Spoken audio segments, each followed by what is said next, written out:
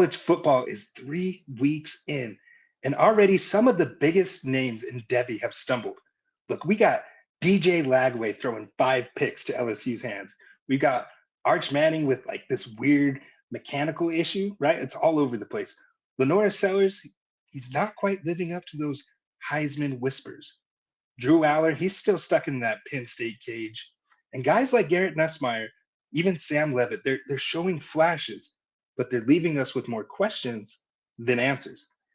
And Chris, this is why we play Devy, because the stock moves fast. And if you're not paying attention, you could miss the window. So welcome back to the Devy Dojo. I'm your host, the Devy Sensei, and alongside me, as always, is my partner and good friend, Chris, the Shifu. But before we dive in, do us a favor. Look, if you've been rocking with the dojo, hit that like button right now. Subscribe wherever your favorite podcast platform is, and drop a comment with your buy low or your fade after the first 3 weeks of the college football season. Let's get the whole dojo talking. Today, we're not just asking if these quarterbacks are disappointing. We're asking if now's the time to strike, buy the dip, or cut bait before it sinks you. Shifu's got his takes, I've got mine, and together we'll map out the smart money play. Lastly, we're going to go through some trades that were submitted by listeners, and we're going to give some quick thoughts on those. So without further ado, my guy Shifu, I kick it to you. Thank you, sir. I think you summed it up perfectly. It's all about knowing when to strike. That's why we are here training in the dojo. So, absolutely, we're going to go through some nice trades that we have gathered. And as you mentioned, we gathered these all from our friends and fans on various platforms, whether that be on Twitter or our Discord or Reddit. So, shout out to everybody who submitted trades for us to go through. And exactly what you said. We love the engagement. We're here to support everybody. We just want to build a nice community of Dojo trainees. So please join us wherever you like to participate in those kind of things. We're on all those major platforms. We'll talk to you about any of this stuff. It's always fun, and it was great trying to dive through some of these recent trades, see what's going on Oh, in the yeah. Devy world out there. I am a little under the weather today, so I'm not at 100%. I'm playing injured, so we're gonna do our best here, but we're ready to dive in on some trades and talk about the overall landscape of Devy right now, specifically on the quarterback end of things, where, as you mentioned, it has been a rough ride for Oof. quarterbacks so far in college football. All of the quarterbacks, for the most part, have really just seen their value just drop recently. Like you mentioned, Lagway had his 5 picks. Nussmeier hasn't looked horrible, but he's also not putting up a ton of points. The LSU offense looks kind of dysfunctional. Really, it's come down to, as I mentioned on my solo episode last week, Dante Moore is one of the big risers, and John Mateer is one of the big risers. And JKS, who we're going to have discussions about here in our upcoming trades. He was in several trades recently. He's one of the hottest names in the Devy landscape. He's really raised his value, but a lot of these guys, everybody's heard the stories about Arch. Everybody knows about Lagway last week. Um, Clemson, Klubnik is not looking very good right now. There's been a lot of quarterback falling, and this is exactly what we told you all the way back in episode 3, and we've talked about it several times since then. The quarterback landscape is not always a great one to invest in on your Devy rosters. You want to focus on those skill position players. I mentioned I like to build through wide receiver in Dynasty. I also like to do that in Devy. There's a good reason for that. Even the running backs, I mean, look at Mekhi Hughes, man. We were all pretty high on Mekhi Hughes. It wasn't just the dojo. There's several other Devy platforms that were excited about him over at Oregon transferring, and he's just not even seen the field. So Yeah. we're seeing a lot of these players take hits. So it's almost like everybody that's been shouting about 2026 being a down year, they're all looking right now because Mm. nothing's looking pretty.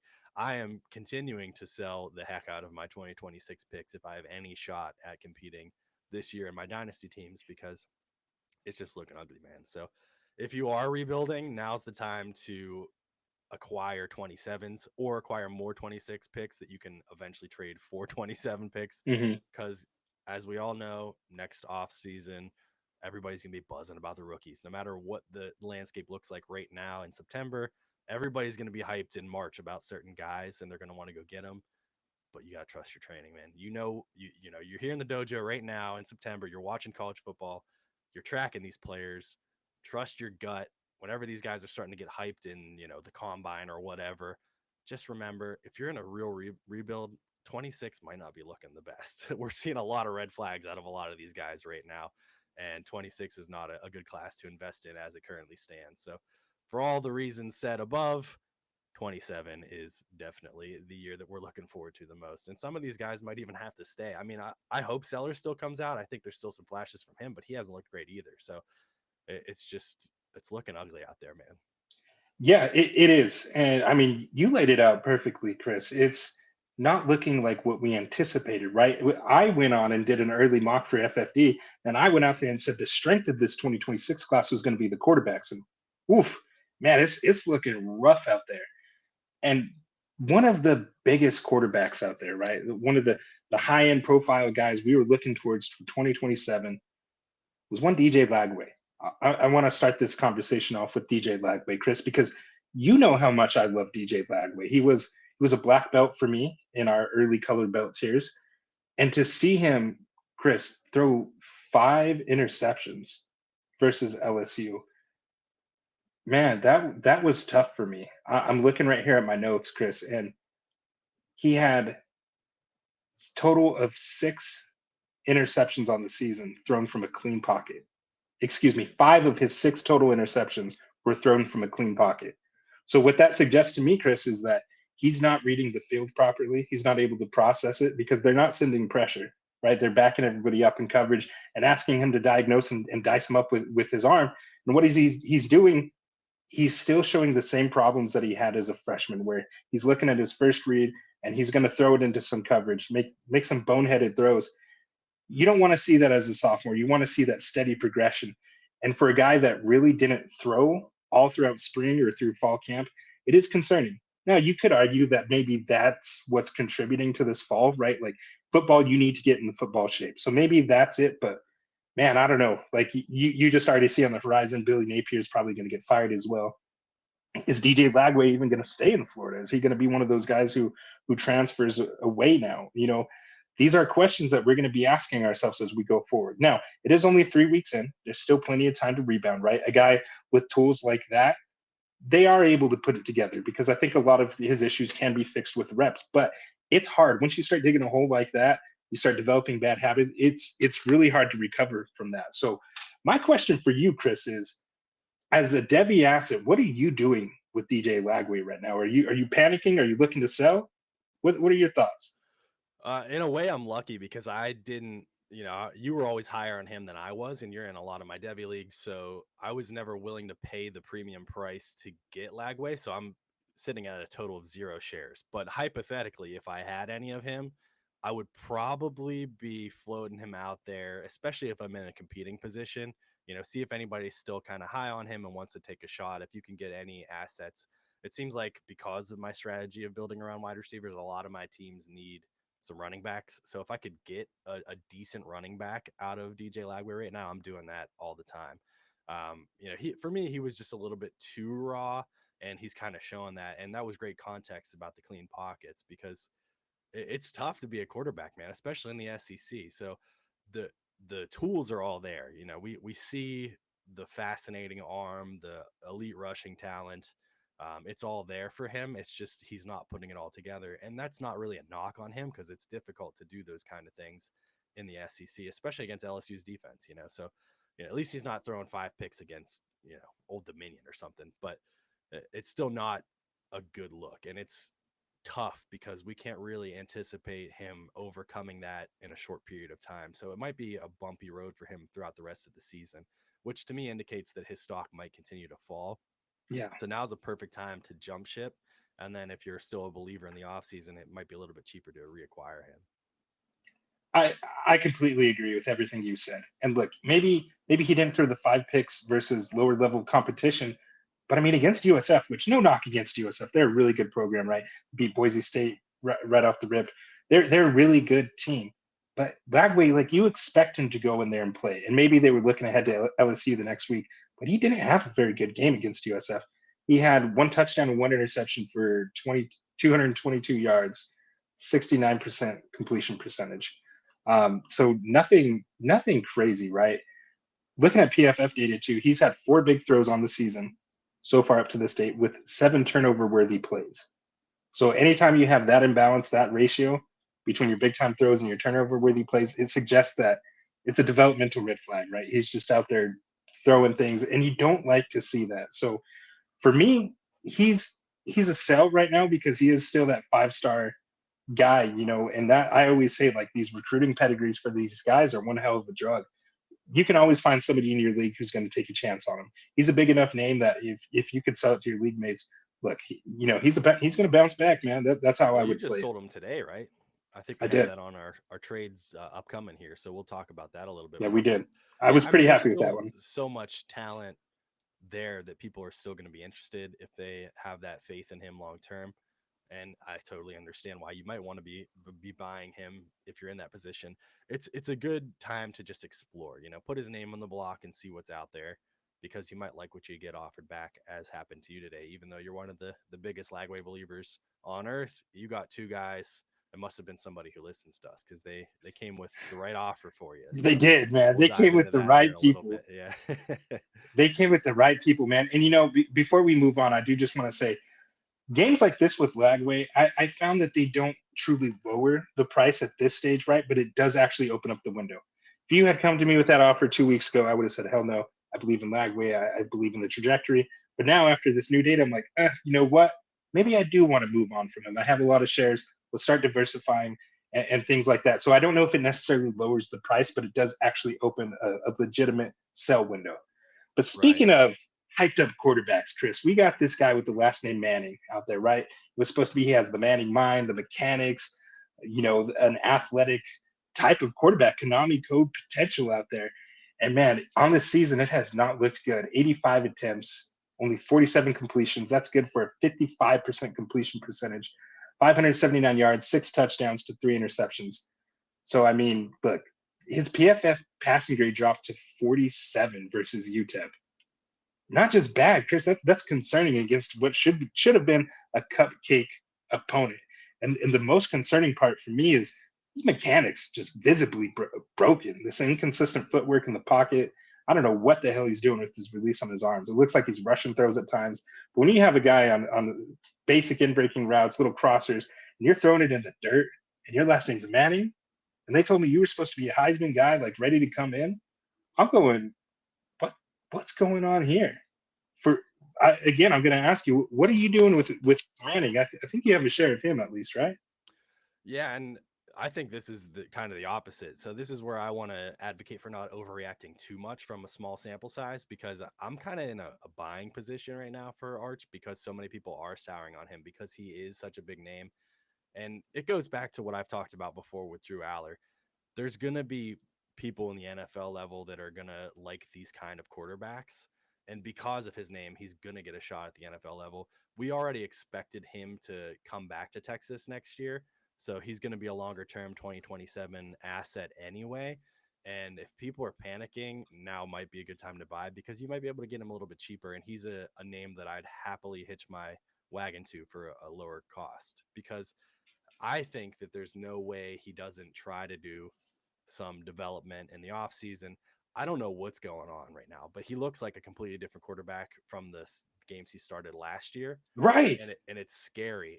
But, and I mean, like you said, I think you tweeted something out about this. Like, his footwork just looks lazy, man. It doesn't even look Mm-hmm. like he's polished at all. Like, he just looks like anybody else, you or me going out there, dropping back, not, doing any rhythmic footsteps or anything like that, just stepping back and letting it rip. And it Mm. doesn't look polished at all. So there's a lot of stuff that I think is easily correctable, which is why I'm interested in potentially buying him, because the value is going to be there because of his name. So it's just tough, because you have to expect that this is also going to be somewhat of a lost season for him, because what we're seeing out of him now, out of week 1, was ugly, and that was against OSU, so we had some excuses, and it's looked worse since then. And That's what I was going that's to been say. It's against, gotten worse. yeah, that's been against much lesser defenses than OSU. So I don't know what's going on. People have been floating the idea that maybe there's an injury. That could be true. It doesn't look like he's getting the strength out of his arm that he's used to. Everything looks wonky right now. I'm hoping for a clean reset in the offseason. But Tom in our Discord posted, well, why didn't he work on those things prior to this season? And that's a great point, you know? It's a So great question. for me, maybe it's just blinders on, but it's also not wanting to overreact too much because I had him that high for a reason. And this could be a potential buying opportunity where eventually we're looking back and being like, well, duh, it's Arch Manning. You know, it's a Manning. Why wouldn't we be, you know, kicking the tires on acquiring him whenever you have an opportunity? It's just tough right now, man, because nothing looks good, really. Yeah, I hear what you're saying, Chris. I do. Like, you know me, I am the guy who's always preaching patience with these young prospects. And look, he's what, 20 years old, 21 barely. He is still very young, but he's not new to this system. He's not new to this offensive structure, this environment, the coaching staff. These are all things that he should have been working on while he was sitting behind Quinn Ewers. That's the entire point of going this route. Like, he had the opportunity to go to Tennessee or whatever college that he wanted to and be a starter right away, but he wanted to take the long route, the slow burn, develop behind a guy he trusted in the system. So you expect that when he comes in, he's ready to go, because all this developmental stuff that should have happened already. So I'm with Tom in that like, that's my question mark, is what happened.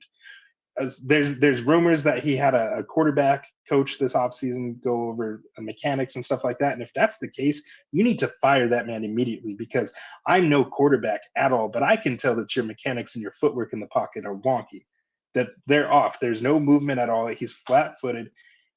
His release is just off, and it's affecting his accuracy for basic throws at this level that you should be able to make. And the excuses have already been piled on for him, right? He's young, you got to wait. He's a first year starter in the SEC, all of that stuff. But then I look at a guy like, Jaron Kiawe Sagapolotule, that young freshman that all these deals are going for. And I'm like, you know what? He's a true freshman going out there and leading his team on the road and playing good and displaying great footwork and elite accuracy. So what's the excuse here? Because you got two uncles who have won Super Bowls that you can call to. Like, forget the quarterback coach. Call your uncles up and get. So I'm like, what is going on with Arch? And because of that, I'm looking to sell him. I would look to sell him to someone like you who's not too worried about it, and I would look to get a nice return, because again, it's not going to affect the overall price, right? Because I can easily say, oh, he's gonna come back, dude. He's a Manning. But I am like, this has now opened up that window that I am looking to buy. And I think we did see that deal from Austin Mesa, Devy Dietz over at Campus to Canton. He had, I think a few weeks back, made a deal for JKS for DJ Lagway straight up. And he kind of got ripped from some people in the industry. And he's looking like maybe that was a good deal. I personally, I would move Arch Manning for JKS and look for a little additional on top, a little cherry on top there to get that deal done. I would. What do you think of that, Chris? Yeah, I think that's fair. And that's, as mentioned before, JKS is one of the hottest names right now, and he's the one that's out there proving it. So this is a perfect time to, jump off of a sinking ship and get onto a rising one. If you can get an extra piece with that, I don't see why not. That's a great opportunity to make that kind of trade. And that might be a trade that I'd be interested in doing if somebody approached me with it. If somebody said, hey, I'm willing to give you a JKS and a pick or something like that. I don't see why not. It's just about judging your overall portfolio. As you mentioned before, you have a ton of Lagway. You wouldn't mind moving off some Lagway. Mhm. You always get a ton of crap from your league mates. I'm in like 40 leagues or something. And, I have 19 shares of it, Elikiah Manor, because I love the guy. And people, still in those leagues are like, oh, why don't you have him? Why'd you let him fall to me? Like, dude, because I have 19 shares of him. I can't Right. have him in every league. You know what I mean? So you got to diversify a little bit. So this is a good opportunity to see what's out there. For me, I'm still in a buying mood, but if we're having these panic conversations like everybody else on earth, Archie and Eli and Peyton are all having those conversations too. So they're going to figure out Yeah. what the heck's going on and try to get it right. Is it possible he just doesn't have it? Absolutely. Is it possible that Texas, there's a reason that they kept Quinn Ewers on the field? Probably. But is there a chance for him to grow next year and still be one of those top names in the NFL draft pool come 2027? Of course. So it's a Absolutely. Of sticky course. situation right now. And like I said, I don't expect things to get too much better from what we're seeing, at least this year. So if you're making a trade for Arch right now, it's for the long term play for sure. Absolutely. Um, let's do one more, Chris, before we move on, or let's do a couple more. I'm looking over here at my guy Garrett Nussmeier, another guy that I've been very high on, and while it hasn't been bad, like I've been left wanting with Garrett Nussmeier. Look, starting this offseason, they got a bunch of wide receivers that run really fast. And you're like, okay, you combine that with a guy in Garrett Nussmeier whose superpower was the ability to take those deep shots down the field, right? We called him the gumbo gunslinger for a reason. Boy was out there just firing shots. And man, it's a struggle for him right now. These offensive play calls by Joe Sloan, it's like they're not calling anything beyond the line of scrimmage essentially for him. He's got 687 passing yards on the season at a 65% completion percentage, only 3 touchdowns and 2 interceptions on the season. What I do like about Garrett Nussmeier this season, he's showing that he has a veteran presence, right? He's setting protections at the line, directing traffic. He's got a clear command of their scheme. But they pacified this offense now to where it's hard to watch. They're not really running with as much success as we anticipated. Now, they do have 4 brand new starters on that offensive line. So maybe they just need some more time to gel offensively. Maybe that's a contributing factor. But I think ultimately right now, LSU's just concerned with winning football games, right? They finally got a good defense. They don't need to go out there and score 40 points every time. So I think they're playing within the confines of the game. And I do fully anticipate that going forward, they're not always going to be able to do this. I think that they're going to have games where they're going to have to tell Garrett Nussmeier to go put on the cape and be Superman and go win with his arm passing down the field.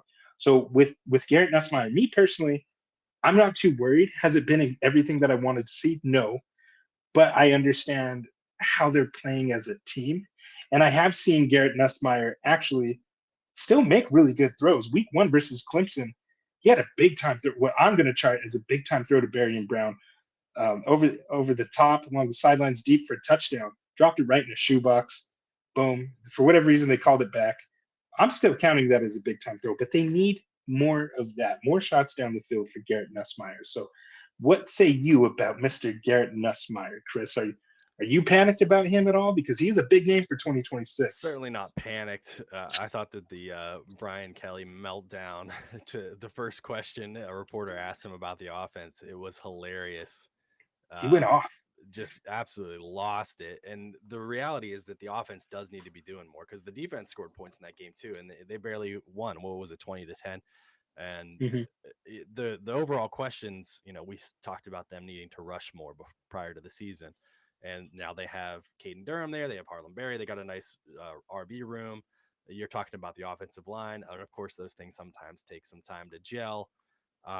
I just like why I'm with you. Like, why aren't they scoring more points? So you'd love to see that out of these top guys. So he's not in a dire position like Klubnik is, where he's seeing his stock completely fall off the face of the earth. But one thing that has me maybe wondering is the receivers that they use as their starting lineup tend to be a little bit undersized. I think Barry and Brown's their tallest, and he's 5'11".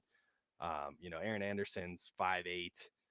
Xavier Thomas is 5'10". They're a little bit smaller guys. I mean, not terribly smaller, but I'm wondering if that has anything to do with the overall success of the offense so far, because they do have a couple taller guys that they use more as rotational pieces. And when you talk about deep shots, you might want a bit of a taller guy running out there. So I wonder if it's just more of a overall offensive, size issue. I'm not really sure. But with him, I'm not overly panicked. If you have Nussmeier, I wouldn't be doing anything but holding right now. I think he's still one of Yeah. the better bets to be one of the top quarterbacks coming out of the class this year. It's just a situation where you really hope that, yeah, we talked about Manning might not improve as the season goes on. Lagway might not improve as the season goes on. I expect them to improve a little bit. I think Nussmeier has that in his tool belt, where he can adapt a little bit more as the season progresses, and Kelly's going to adapt the offense a little bit more as the season progresses, and they're going to be a little bit more efficient because they're also having those conversations like, we need to score more. Right. No matter how much he yells at reporters to get his anger out, he's realizing, hey, this is a national championship coach here. He knows what he has to do in order to get back there. So I Yeah. think that they're going to work on things. I think we're probably going to see some more improvement from Nussmeier as the season progresses. Absolutely. I'm right there with you, man. I got a few shares in Nussmeier. I'm holding steady, man. I still fully anticipate him to be a top pick in the 2026 NFL draft class. So not really Yeah, concerned at all. as we see all these other guys going up and going down, he's just held kind of firm. I wouldn't adjust his value too much from anywhere else. If anything, his value's taken a tiny tick up only because everybody else is dropping so hard out of the quarterbacks that it's like by proxy, he's just moving up a little bit. I'm not overly concerned with him. A couple of the guys though that I mentioned Dante Moore. I talked about him last week. He's looked really good. I'm excited to see him against better opponents as the year rolls on. And I haven't done a ton of actual scouting of Nebraska lately, but Dylan Raiola's looked pretty good, at least from the box scores. He's completing over 70% of his passes. I think he's not thrown an interception yet this year. He's got like 8 touchdowns. So all the reasons that we were excited about Raiola coming into the year, he's been showing that up so far this season. So he's one of the guys who I feel like is flying the most under the radar right now He amongst these is quarterbacks. He's still younger, so he's not coming out anytime soon, but we talk about sophomores actually making improvements, and he is firmly doing that right now. All the reasons that you might have been concerned about him last year, he's kind of putting him to bed early on in the season. So he's a guy who I'd be going out to try to buy. I think he was only one of the trades we have lined up for the second half of this episode, but for sure. I think he's sneaky value right now because as everybody's talking about the fallers and the risers, it seems like he's not quite in that category. But for me, he was floating around in the back half of my top 10 coming into the season, and I think he's raising his stock a little bit. So if there's an opportunity for you to maybe sell some of these guys and acquire a Raiola plus, it's a great opportunity, I think. Yeah, if you took him in a startup, you could have gotten him very late. Like if you did a startup this offseason, you could have gotten him where we see him like 7th, 8th round in a Devy startup, a pretty deep one. So I mean, that's looking like found money right now. And it is always weird. Like he was a young guy with that high end pedigree, and it's like we just gave up on him because he had a moderate season. The the Right. Devy community is so It's impatient at ruthless, times. man. It's Cutthroat Devy ruthless. community. It People really are buying and is. selling like a day traders over here. Yeah, like these are And I get kids it. out there. That's why we play. But yeah, you It gotta is. let it develop sometimes. Absolutely. That And is like what that's Devy how you stands keep for, believe it or not. yeah, Develop yeah, right. development. Exactly. Go figure. And I do want to say, like, that is where you can gain your edge, right? Knowing the moments to sell and when to hold. That's what's gonna give you the winning edge ultimately. And I think he was always a case of hold and wait and see. A lot of people just gave up on him. Same with Dante Moore. So good for those guys.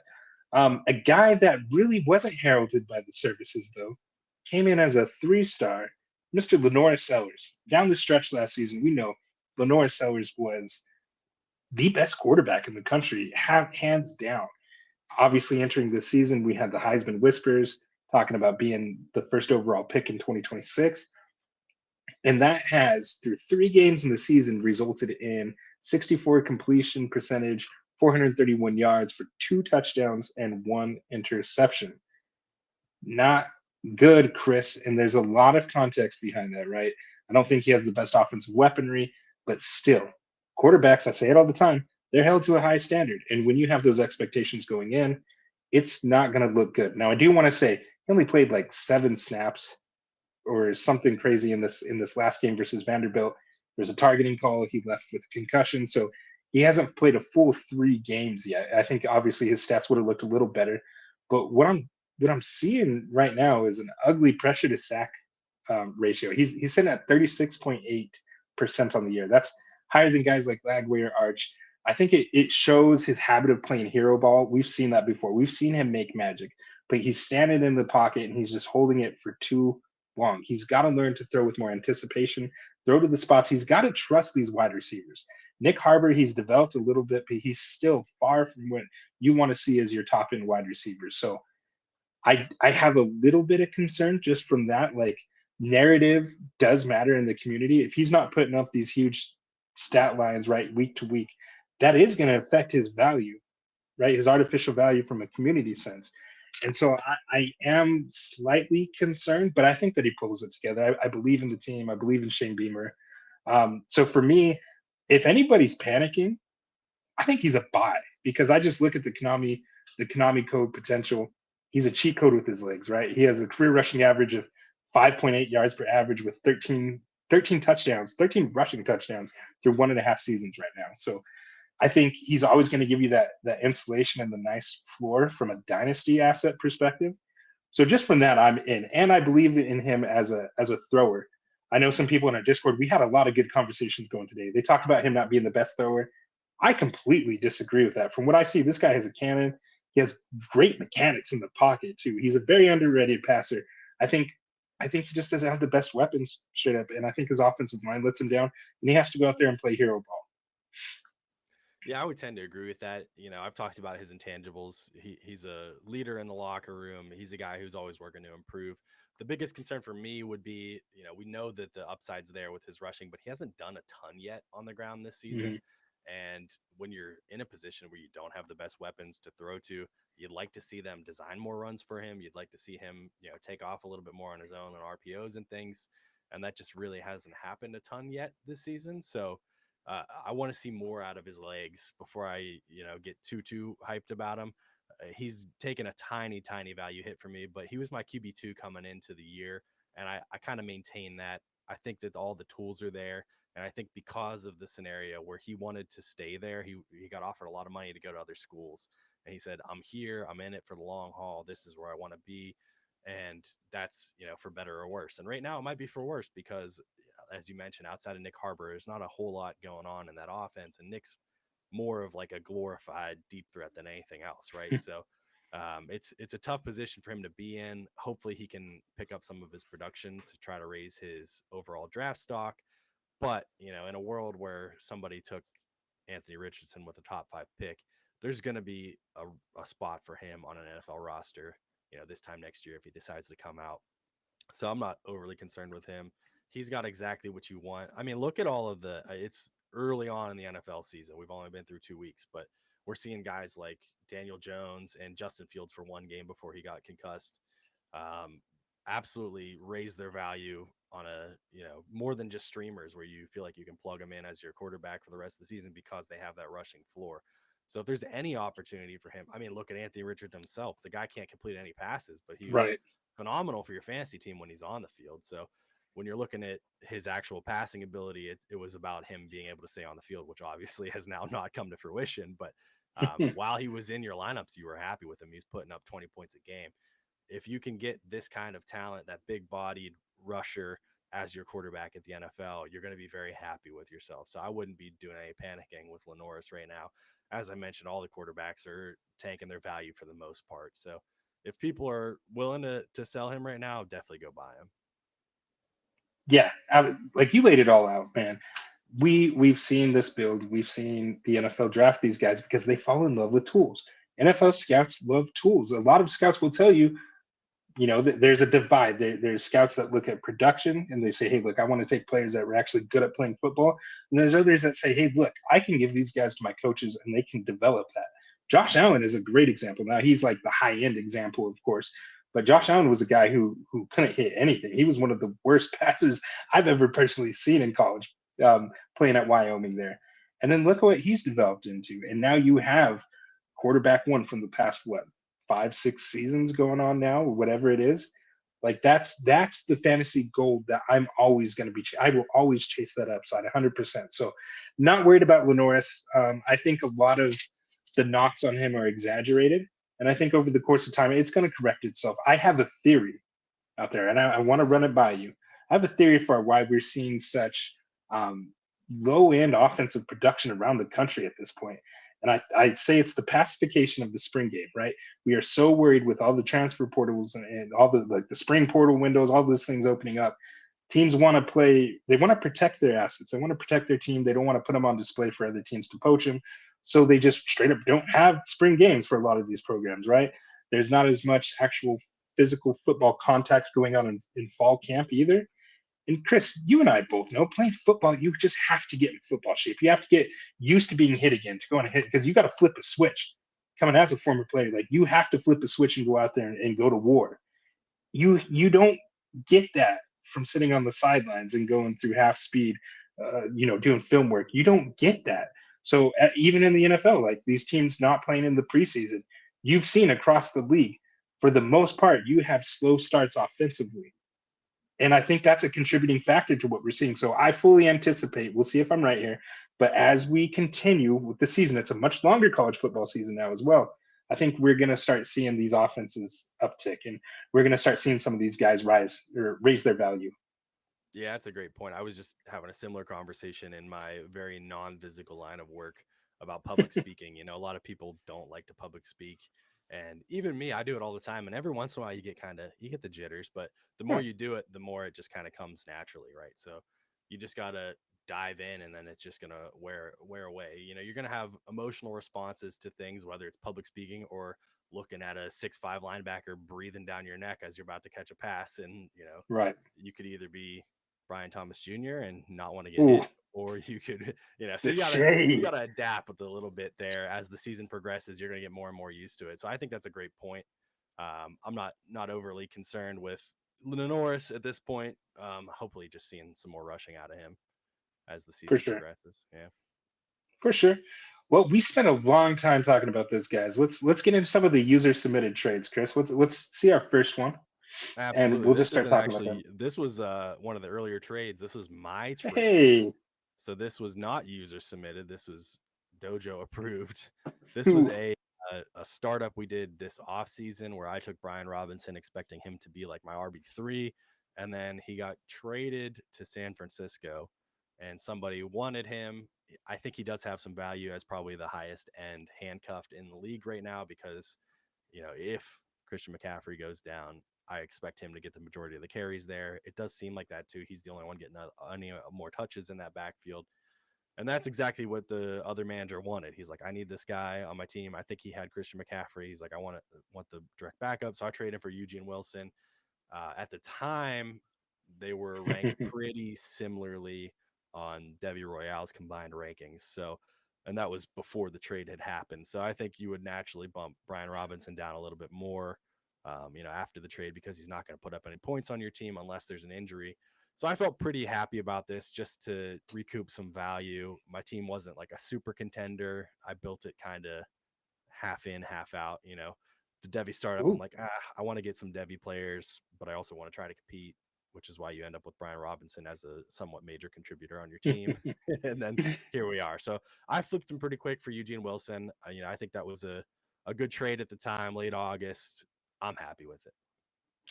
Yeah, I think we just expected more from Trey Wilson, right? I think he has 14 catches for 69 yards, 2 touchdowns, but a .73 yard per route run. He's just not getting the usage that we thought. They had these freshmen coming, man. Dallas Wilson was going to take over before the injury.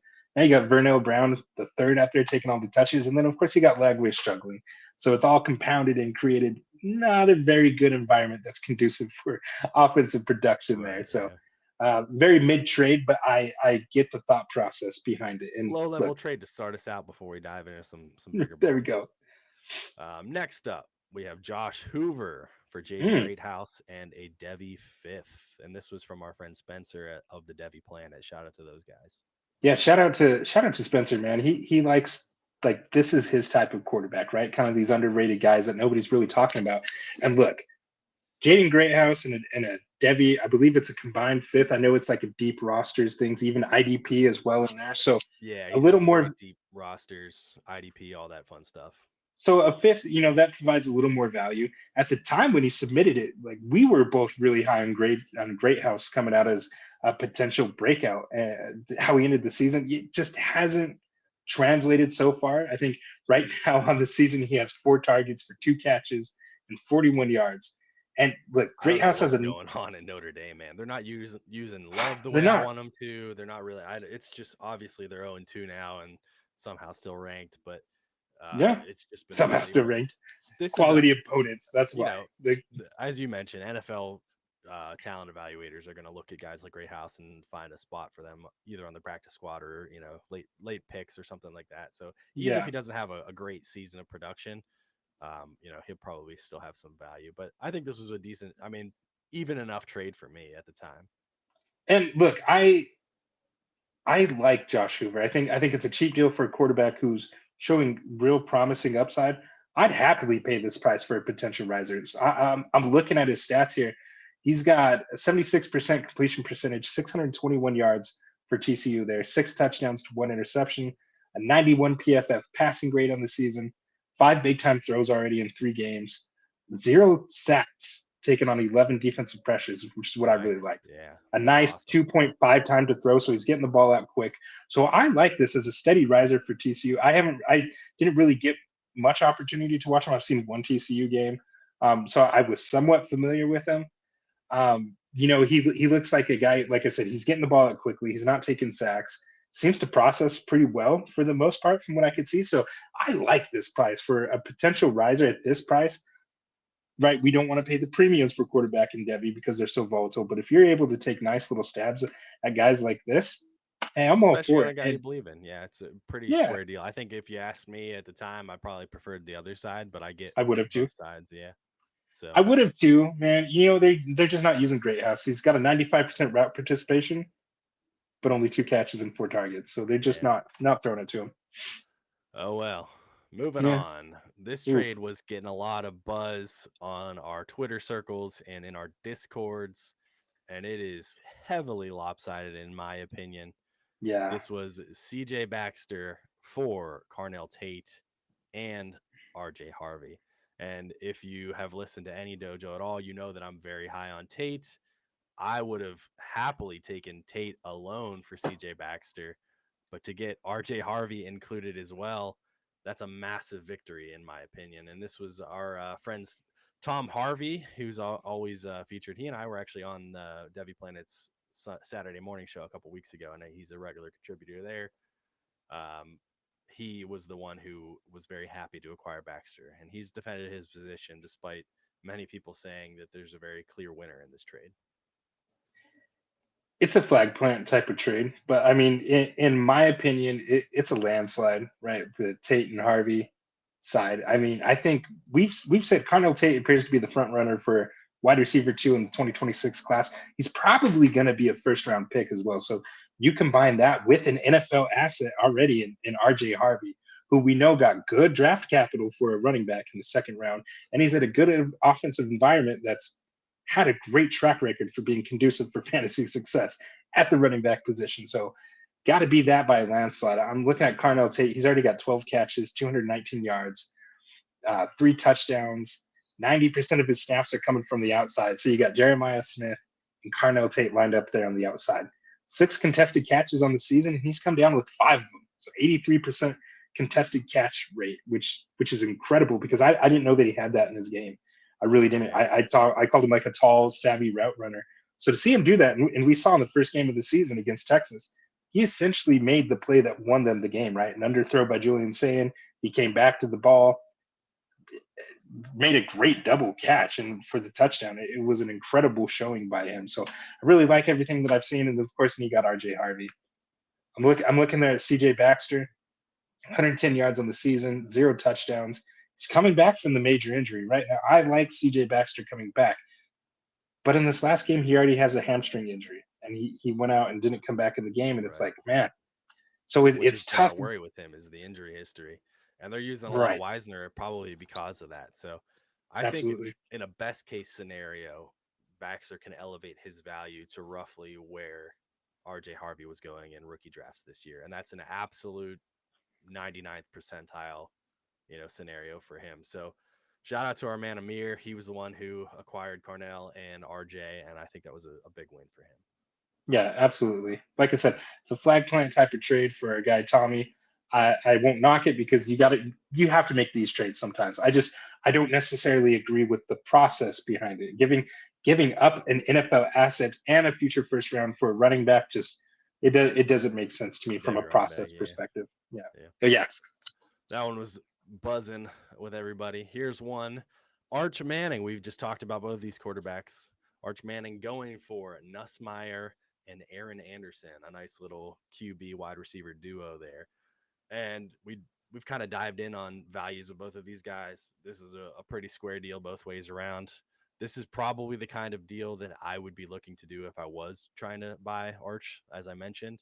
Nussmeier, like I said, he's pretty much a hold for me. But if you have any belief in Arch, this is a fair way to do it, I think. Yeah.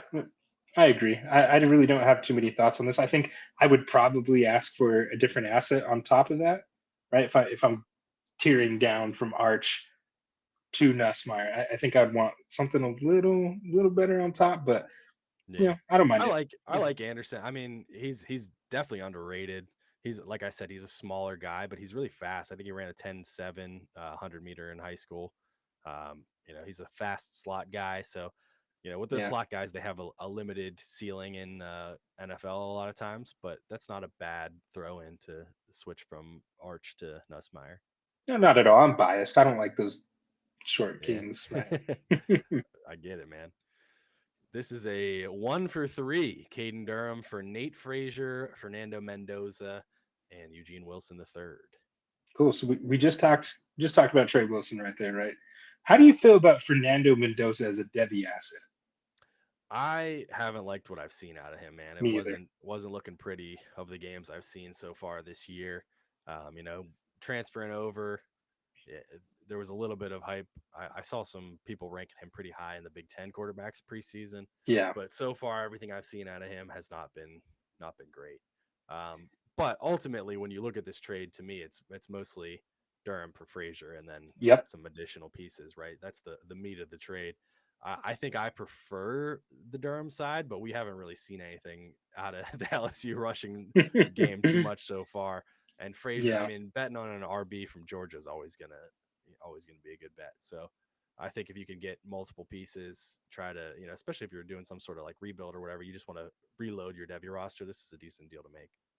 Yeah, absolutely. Cashing out. Like I have Frazier and Durham right there. I haven't updated them, but they're right there next to each other in my rankings. So if I'm able to turn one asset into three assets and just get the lottery tickets, I love the process behind it. I don't necessarily like the players involved, but from a value perspective, it definitely makes sense. I'm I think I would want the Caden Durham side though. I just think his upside's higher. Frazier definitely has the fumbling issues, which continues to be a problem going into this season. So I have my hesitations with him, and I think I would love to kind of leverage those picks for a guy that I have higher belief in Caden Durham. But I have a lot of Caden Durham. He's my most owned Devy asset Right. Yeah. by far. So Yeah. We're yeah, we're definitely fans of him. I think I would lean on that side as well, but both sides pretty square deal.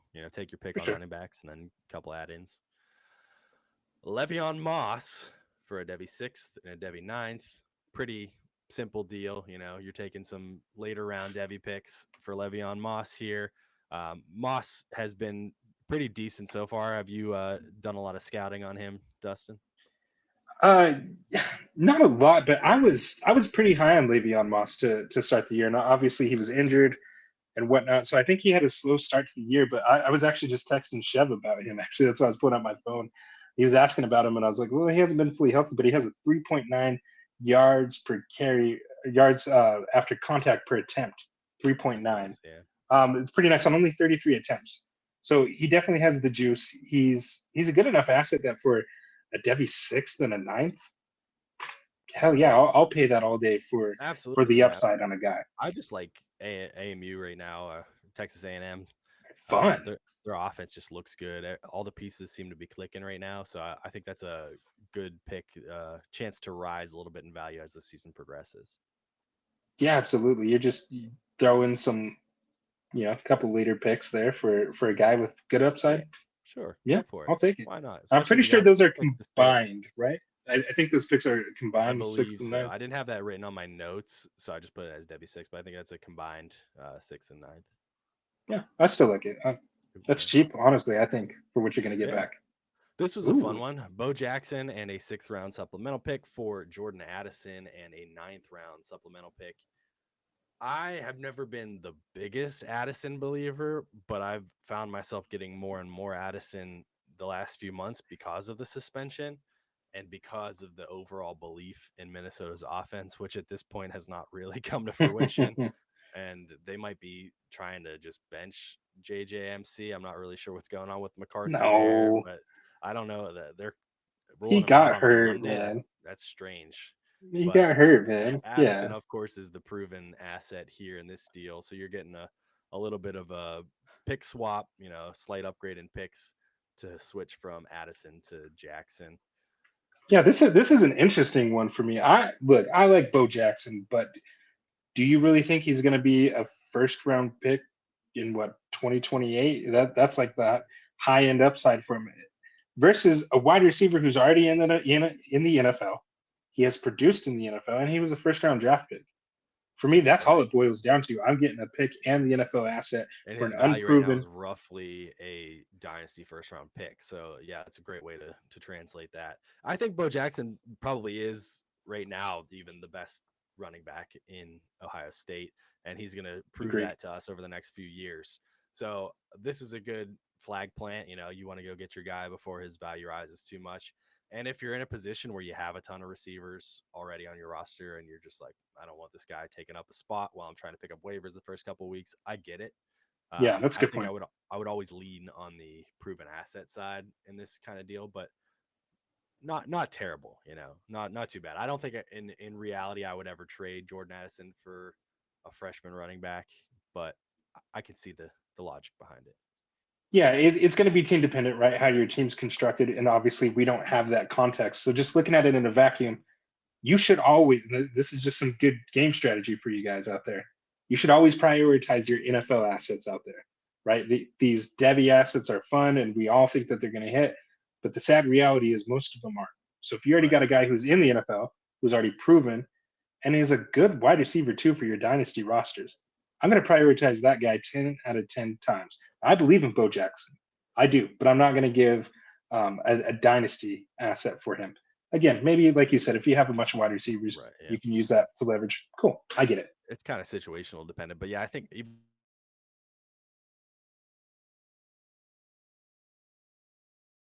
Yeah, even if he gets a chance to be a first round dynasty pick, then he's got to succeed after that. So I'm going to take the proven guy in those for sure. scenarios. TJ Moore for Mario Craraver and Rocco Becht. You've been talking about Craraver, and we just talked about A&M having a nice offense. Yeah, this was a trade that I actually saw go down in one of my leagues. And initially I was like, oh, TJ Moore all the way. But then I really looked into the numbers for Mario Craver, and I don't have it on me, but it was like just in this last game versus Notre Dame, 167 yards after contact. I think he had an outrageous like 7 point something yards per route run. Dude was incredible. So I'm definitely watching him like that. Those numbers are just phenomenal. And then Rocco Becht is a severely underrated Devy asset right now. I think. I don't know that I don't know that he's ever like an NFL guy, but there's enough upside for me to be intrigued, and I will take that swing. Moving off TJ Moore, who's a guy that I've been very high on. My only hesitation with this deal, Chris, is Mario Craver's size. 5'9", 165 pounds soaking wet. Those guys historically don't have a great hit rate in the NFL, whereas TJ Moore already has the prototypical size. I think from a pure route running perspective, I think he's clearly much better than Mario Craver. So I struggled with this. So I kind of went back and forth, man. So I'm interested to hear your take on this one because first I said, "Oh, TJ Moore smash. That's a good price." And then I thought, well, Clemson's not really looking good, and kind of looks like Brian Wesco is moving on, I would agree. taking Yeah, over, being he seems to be being the the number lead one dog there. there. Yeah, I was never like the biggest TJ Moore guy. I think I was a little bit more down on him than most of the Devy heads out there. Um, when you look at it on face value, you want the bigger name. I think anytime you're getting the bigger name in any trade, no matter who's involved, that's usually a good, good position to be in. However, when you're looking at the actual production so far this year, there's a clear side, and that's Craver. So this isn't, we're not talking C2C or anything, but this is a decent, maybe if you've done more research than anybody else and you're like, I really like what I'm seeing out of him. This is why you make that kind of trade, get an extra asset out of it. Totally get it. Right now, it seems to be paying off. I think ultimately TJ Moore's going to have the higher draft capital come NFL season, but not a bad trade to make. I think this was a more recent trade too. The way we have these ordered were starting in August, then coming into September. So slightly more Yeah, this recent. is from a few days ago. Like I said, it's in one of my more long-standing Devy leagues. Very savvy manager who got TJ Moore there. So I think he's a guy that was trying to buy the dip there on TJ Moore. Nice. Yeah. He said he was probably thinking, hey, this is going to be the cheapest that I can get a guy like TJ Moore. And TJ Moore started slow last season too. So maybe they get a nice uptick in production. we'll see. But I love the point there about getting the bigger named asset there. Absolutely. Drew Allar for Carson Beck and Justice Haynes. This is a very fun one because Justice has gone up and down in value just in the last couple months, and he's looking really good in my opinion. And Allar so far has looked, you know, he's one of those other quarterbacks. He's kind of on the Nussmeier track for me right now, where I like the tools. I know what we got out of him, but so far I haven't seen a whole lot. I have a sneaking suspicion that Penn State is trying deliberately to not do anything fun over these last couple games because they knew it was basically an extended preseason and they don't want to give Oregon any advantage whatsoever coming into Hmm. this whiteout. That's kind of my, that could just be my Nittany Lion in me talking, but I have a suspicion that the reason we haven't seen them let Drew cook at this point is because they're trying to just do the easy stuff, use this as kind of an extended training camp, get everybody up to speed a little bit. So I think we might see some more out of Allar as the season progresses. And I'm still a fan of him long term, of course. But Beck has not looked bad. And Oh, he hasn't. Justice Haynes has looked really good to the point where people are bashing DeBoer online. Like, how could this guy ever have been a backup at Alabama? So he's looking like one of the better rising running backs in the Devy landscape right now. I like what we're seeing out of him, and I think both sides of this trade are pretty even in my opinion. I'm smashing the Carson Beck and Justice Haynes side, I figured and you'd say that. I know you did. Look, and it's not just a poo poo on you, Chris. I promise. Look, No, I think that this is a good. I think this is a good process trade where you're using a guy who has name value, but hasn't necessarily backed it up with his play, versus guys who are actually showing it on the field, but might not have that artificial value right now. So I'm taking the Carson Beck side. He's looking phenomenal. I think Miami's done a great job with whatever system they're employing out there 2 years in a row. They told us in the offseason, they said, look, we did it 2 years in a row. We did this with Cam Ward last season. Now we got Carson Beck. He's got a great offensive line, some really good weapons, pretty good defense out there. Miami's looking dangerous. And Carson Beck has now elevated his draft stock to where now we're forced to have those conversations of, can he be a first round pick? And I think obviously he can. I think quarterback's going to get overdrafted anyways. But I like the talent profile. And then I looked there at Drew Allar, man, and look, you can have your conspiracy theories and them trying to hide everything from Oregon. I would believe that if this hadn't been more of the same, right?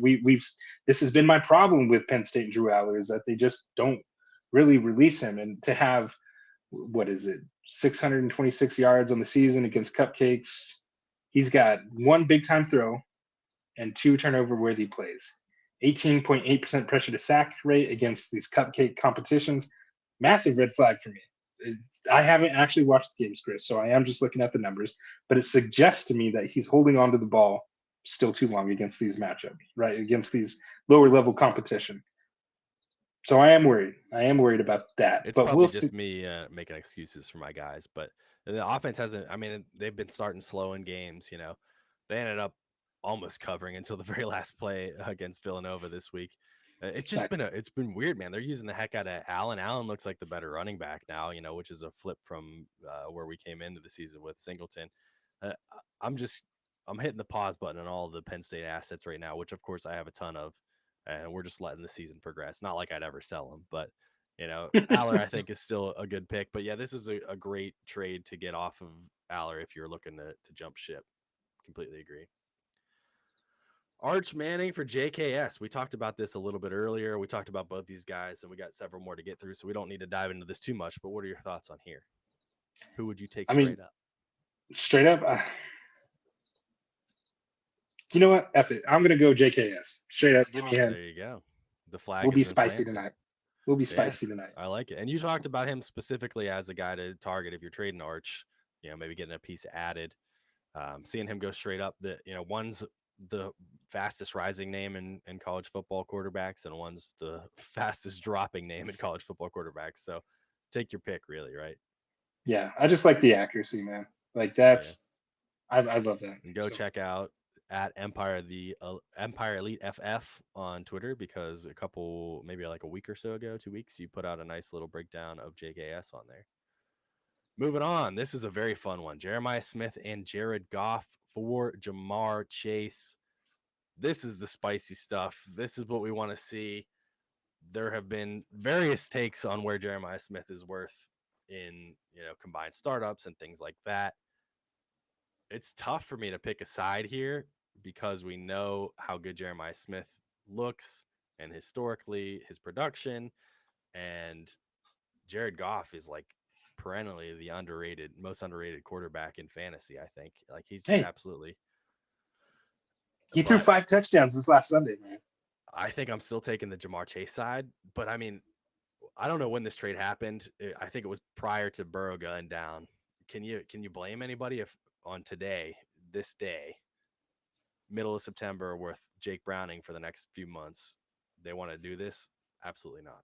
I don't think I'm ever trading Chase for a deal where you're not getting a little bit more proven value. But if Hmm. you're in a position where you're like, I really need a quarterback, I have wide receivers, I can compete this year. This is a great way to get the number one Devy asset and a quarterback to help your team in a super flex league. Yeah, I agree with everything you said. I don't think I'm ever moving off Jamar Chase, but this is a situation where I would definitely consider it because I am getting an underrated quarterback asset on my dynasty side, and then I'm getting a generational wide receiver prospect in Jeremiah Smith on top of it. And look, this is a big boy trade that I saw in one of my leagues. I had to share it. You don't see Jeremiah Smith move very often, and he's probably the only Devy asset that you can use almost as a one-to-one piece to get somebody like Jamar Chase. Jamar Chase obviously is who you hope Jeremiah Smith becomes. Jamar Chase just last year won the Triple Crown. I believe he was the youngest wide receiver ever to win the Triple Crown at just 24 years old. So would definitely have a hard time moving off Jamar Chase, but I just loved this trade. And like, you don't see these pieces move very often. So I couldn't believe it. It did happen a few days before Burrow went down. So I need to check in with the owner. I do a Yeah, little wellness we'll check need to on get them. follow up for that. And we've talked before about Smith being sort of like a late second, early third ish startup, roughly in that area. Yeah, So if you're considering that plus Goff, I mean that makes sense, But it does make sense. Chase is Chase for a reason. We got Yeah. a few trades left, so we could do some lightning thoughts. We don't have to break these down too hard. Lemon and Wesco for Garrett Wilson. Kind of going off what we said. I think I'm going to prefer the Garrett Wilson side here, but these are two of the better Devy wide receivers to own, so it's not a bad trade. I know there's a lot of people that are souring on Garrett Wilson overall, probably just because he's a Jet. Hmm. I think I'm going to lean the NFL side here, but I don't hate this cash out. No, I don't either. Like you said, these are two really good NFL assets, two guys that are likely to be two first rounders, right? If they can get to the NFL and they're both first rounders, go to good teams, this looks like a tremendous win on that side. But as things stand now, just part of my process, part of the process I will always preach to you, the listener, is you should obviously value the NFL side more. Garrett Wilson is a tremendous wide receiver who has done nothing but put up 1,000-yard receiving seasons in every year that he's been a pro, despite the bad quarterback play. So I'm obviously going to lean Garrett Wilson, but that's my guy. Fight on, Makai Lemon. Brian Wesco, we talked about him taking over. I Yeah, could see it. I could see decent it. trade. Depending on my roster, I might take that. Yeah, that's not a bad cash out. DJ Lagway for Russell Wilson and a combined second round pick. And this was recent too. This was after the big Russell game this weekend, right? It was, yeah, it was after the big Russ game and obviously the bad DJ Lagway game. This again was in one of my leagues. I provided a few trades. The owner there, man, I think he wanted to buy the dip. I know he wanted to buy the dip on DJ Lagway. It's somebody he's very high on. He has a few good dynasty quarterbacks already, and he found that as a way to like, look, I can move off an aging asset, somebody that I don't anticipate really bringing much to my roster going forward in the future. I'm going to do that. Throw in another pick. He has a bunch of picks too. He threw the pick in there to get DJ Lagway. I don't Yeah, hate it. I don't hate it. Like honestly, this is like the type of deal that I would make too for DJ to Lagway. acquire DJ Lagway. I agree with that. I think Russell has done enough to stave off Dart at least for the next few weeks, but I'm a big Dart guy, and there's no chance that if he doesn't keep having major weeks, he's not gonna get benched at some point. You know what I mean? So Oh, for sure. yeah, Absolutely. this is a good way to buy in on DJ in my opinion. Bo Nix for Mateer, Connor, and a 2026 combined first round pick. You're the Denver guy. You got the shirt on. What do you think about this one? This one pulls at my heartstrings, man, because you know how I feel about John Mateer. But I'm looking at it. Essentially, I'm looking at this like John Mateer in a combined first for Bo Nix. Obviously, I don't know how much James Conner has left, but apparently he's literally like the Terminator, and he just lasts forever, man. But I mean, realistically, how much time does he have left? I'm looking at the quarterback who's combined there with Sean Payton. Good system. He had a bad week 1, bounced back week 2, looked much better. I'm gonna go with Bo Nix there, but this would make me think. Like I had to before the show, I was really looking at this. I'm like, I kind of want the Mateer side with the pick, but no, sticking true to my process, Chris. I'm gonna go with the NFL asset. I think I might like the package. Okay. Combined first. I mean, it depends a little bit on where that combined first is going to be. I guess you're assuming it's probably a little bit later, but I'm assuming. I like this one. Yeah, I like this one for the package because I think Connor's underrated. You know, if you need a running back right now, Mateer's a good way to tear down. He's obviously, we've mentioned, one of the better Devy quarterbacks, rising his value. He's looking like he's going to have a good shot to be one of the earliest quarterbacks taking the NFL this year.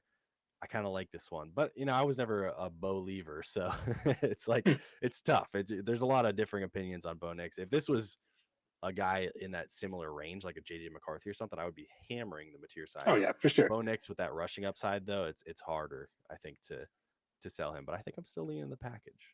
Quarterback 7 as a rookie. Yeah. Yeah. We got Sellers and Harbor for Coleman and Raiola. This is another fun one. That is a fun one.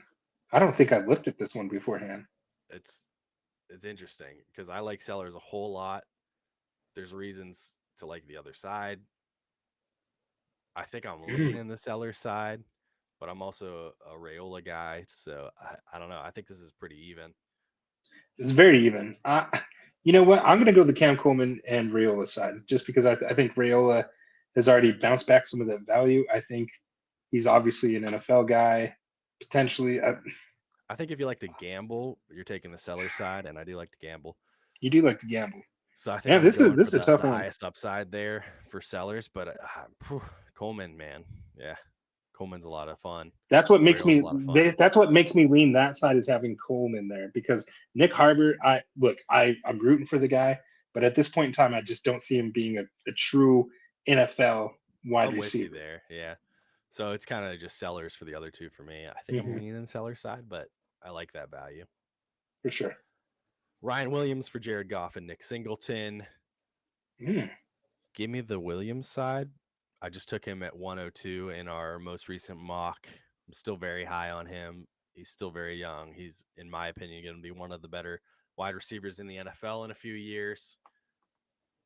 Totally get it why you might want the Goff side. We just talked about him being underrated. And Singleton, of course, is one of our favorite running backs in the Devy landscape. For me, though, I think I'm going Ryan Williams side, despite all the things we've talked about with proven assets. Yeah, and I'm gonna do the same thing, man. Ryan Williams, I think he's incredible. I've comped him to Lynn Swan so many times. Give me that talent. Absolutely. Zachariah Branch for Isaac Brown. That's pretty straight up. Isaac Brown. Branch. We both want Brown there. we like Brown. We're gonna talk about him in a minute. Combined third in 2027 for Michael Trigg. That's fair. Sure. We don't spend too much on tight ends in Devy, but he's one of my favorite tight ends in the Devy landscape. So you're talking about a low value pick there in 2027 for Trigg. Sure, if you like him, that's fair enough. I think I'll take the pick, but I get it. Harlem Berry and a late first in 2027 for Chase Brown. And 2026 fourth. I'm a big Chase Brown guy, so give me him. But I love the package if you're rebuilding there. Like, that's a great way to cash out on Chase think Brown. That's a great rebuilding trade. Give me that side. I like Berry. I think the talent. I think he's a better talented back than Chase Brown and the first. Yeah, give me that. I like that. 2 trades left. Arch Manning and a combined second for JKS. Well, we basically just went over this. Yeah, we had that one. Roughly the same thing with an extra pick. So there you go.